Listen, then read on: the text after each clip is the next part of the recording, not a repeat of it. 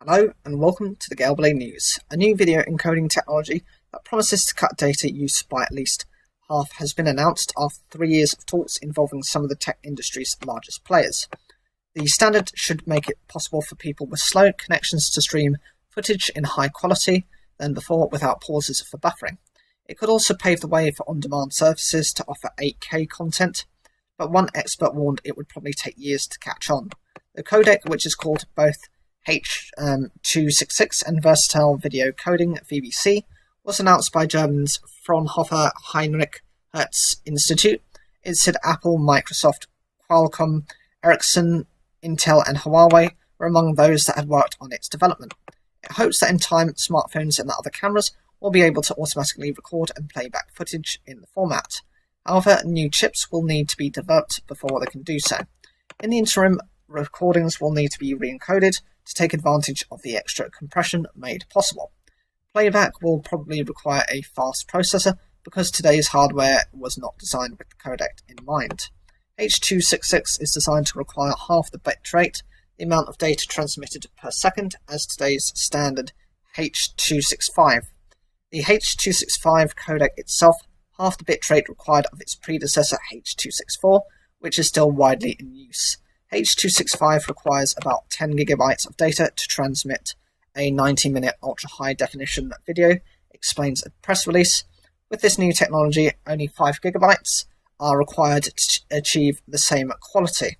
In order to stream 8K video reliably, tests have indicated that homes would require internet connections capable of more than 85 megabits per second, which is beyond what many properties have today.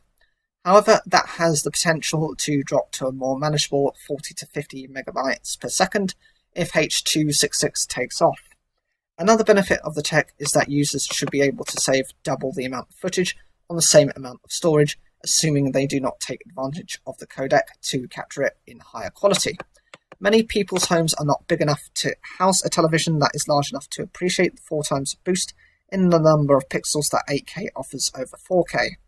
However, the jump in resolution has big advantages for virtual reality, which fills the user's field of view.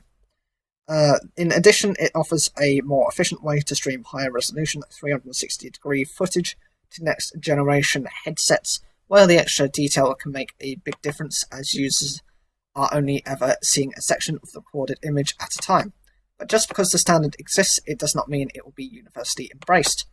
Google has previously opted to use a format it developed itself, VP9, instead of H265 to encode YouTube videos, and a consortium which includes Amazon, Apple, Facebook, Google, and Samsung has already developed a successor, AV1.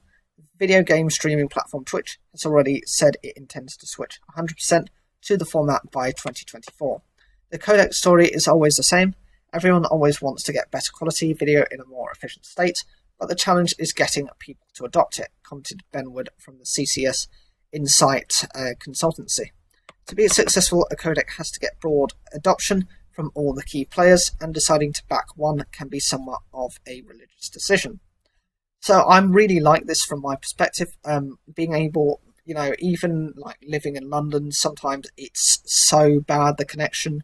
You have so many people using the internet that actually sometimes the internet really doesn't work so well, and processing speeds can be very difficult. The same can be applied actually to rural areas where less investment tends to go for improving broadband within those areas, and also certain companies don't actually work within certain environments, or even to the point of certain streets and roads they will not provide for. So actually having this done more from the point of view of, say, for example, broadcasters, means that it will mean the amount of storage required is much less. The download and upload speeds are going to increase. That means it's so much easier to watch movies, and I like the idea of actually this progressing. Whatever you think, leave your comments down below. Like the video if you enjoyed it, and don't forget to subscribe.